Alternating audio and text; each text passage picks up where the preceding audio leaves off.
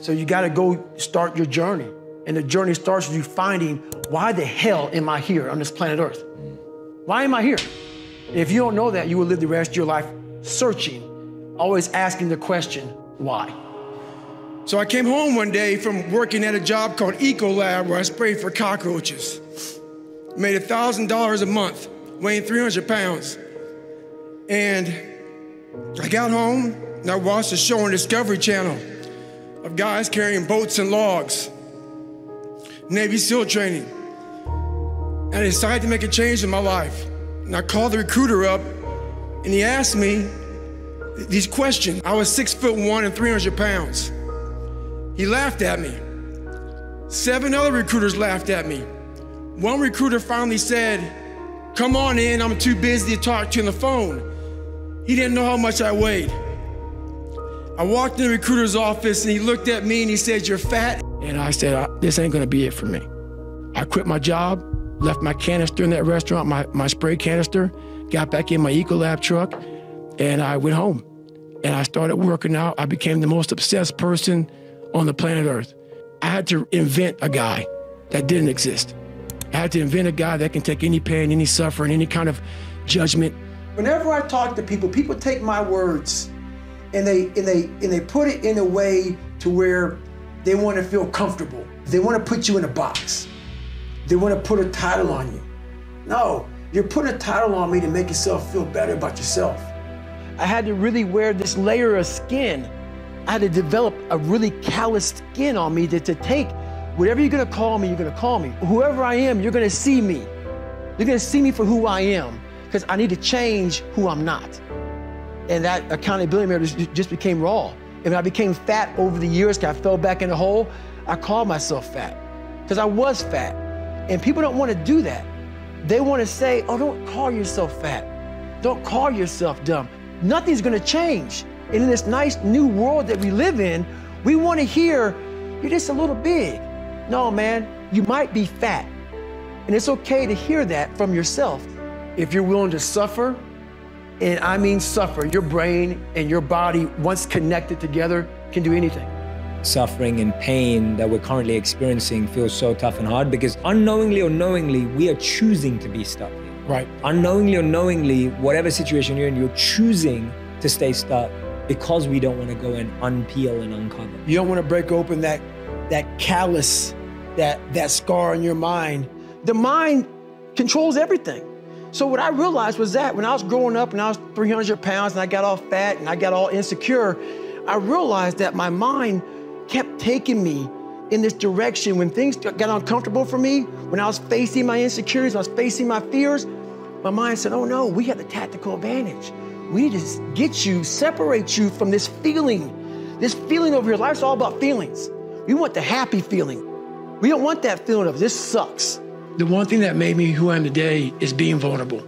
It's breaking myself down to the absolute rock bottom and being able to tell people who I am. And that's how I fixed it, literally. But no one's coming back to save your ass. You have to go back to where this started, wherever that place is for everybody, and have the courage to go back there and start fixing what broke you. All these different things that people want it so fast. You may achieve what you wanted, but you want the permanent fix. The permanent fix comes from the hard road. The hard road gives you permanent results.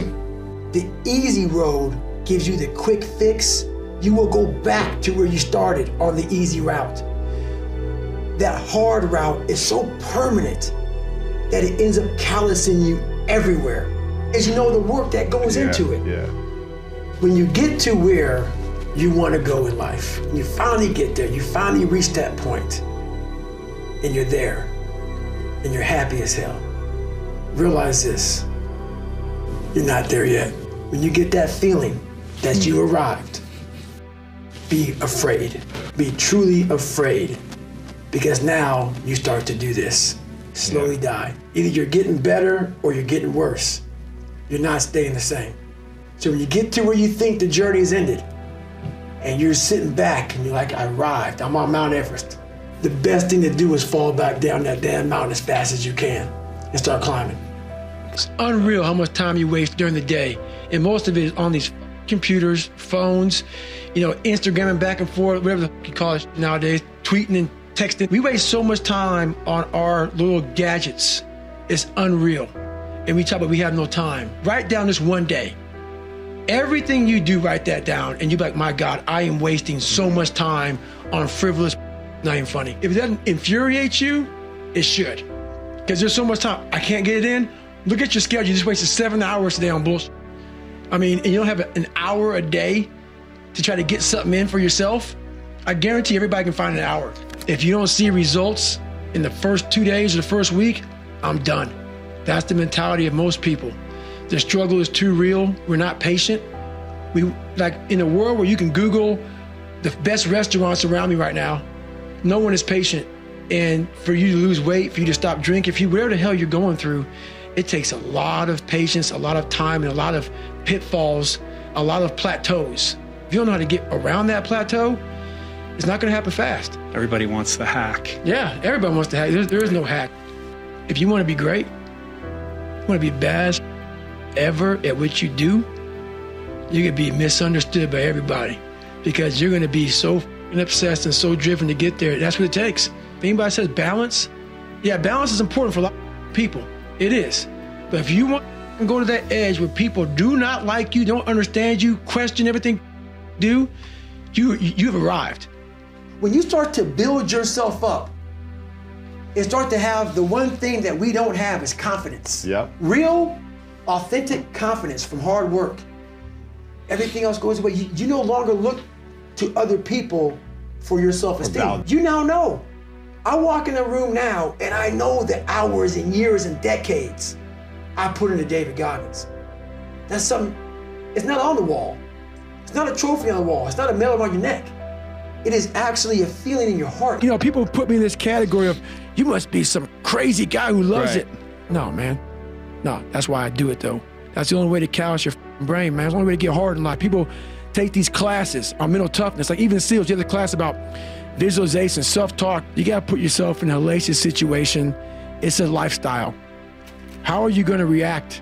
How are you gonna react? Like all that training goes out the door when you're in cold water and you're miserable, and it's the first hour of 130 hours of Hell Week, and that first wave goes over your head, and you're the coldest you've been in your life, and your mind goes from hour one to hour one. If you live this on a daily basis and you know how to calm your mind down, the self-talk will help. All that stuff will help.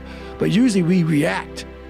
We have pain, we have suffering, we react, and we react about get the out of here. Whenever hardness comes, you go back to your insecurities. And then when you go back to your insecurities, you then look for comfort within those insecurities. And we all look for that cookie that your mom used to give you when you were sad, when you were sick. We look for our wife or our husband. We look for comfort. It's in those moments you must retrain your mind to think differently in hell. I'm slowly trying to build this brand to the point where I can slowly, hopefully make people from motivated to driven, because motivation is crap. People right now, maybe listen to this, they be motivated to go run.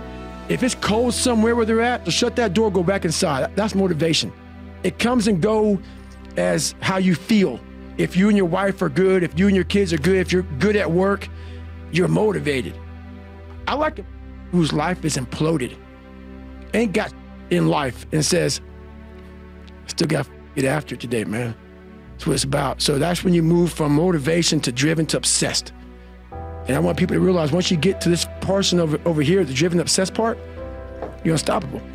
We have two sides of us. We have one side that is that happy-go-lucky side, that nothing's wrong and everything is good. But we have that side at home when no one's around, that's depressed and miserable and we're not good enough. That's my drive. I want to make sure that I give people as much power as I can, so when they get up every morning, they know that, hey, I have the ability to not only survive in this world, but thrive in this world just by the mere fact of hearing about my story. Yeah. So if I can help out people that way and make you a better human being, that's all it's about. A lot of us in life want to take the 4-lane highway that has road maps and all this other stuff on it, man. It tells you where to go, gas stations. The next 10 miles up, you're gonna see a McDonald's, a Cracker Barrel. Yeah. It's the easy route. Very few of us want to go to the right side Every day I tell myself, I used to believe I was the weakest man that God ever created. So now I believe that I'm the hardest human being that God ever made. I don't care if it's true or not. It's the most important conversation to me. It's the thing that drives me every day. It's the one thing that keeps me going every day, is that you must constantly be that man that you want to be. I had to look at my insecurities and in my fear and find drive in that. We're all looking for passion. Passion's all around you. It's your insecurities, all that shit. You gotta dive deep in that. It's all in there. All the energy and fuel you need is right in yourself. It's all there. I found it right there in my own insecurities. I found drive in my own insecurities. And that's the most powerful thing in the world. When you can find drive in your own doubt, fear, insecurities, you become very unstoppable. You gotta flush it out. You gotta just be whoever the hell God or whoever the hell you believe in. If you believe in nothing but yourself, I don't care what it is. You gotta take everything and throw it away. You have to believe in one thing, and that is yourself. For you to find greatness in yourself, you're not gonna find it by looking in a book or by even hearing me. I may give you the spark, but you've got to go inside yourself to find it. And that means you gotta be quiet. Shut the f up, go in a room, stop talking, search your soul, search your mind, search your abilities, and you'll find it. But if you're not looking for it, you won't find it. So you gotta go start your journey. And the journey starts with you finding, why the hell am I here on this planet Earth? Why am I here? And if you don't know that, you will live the rest of your life searching, always asking the question, why?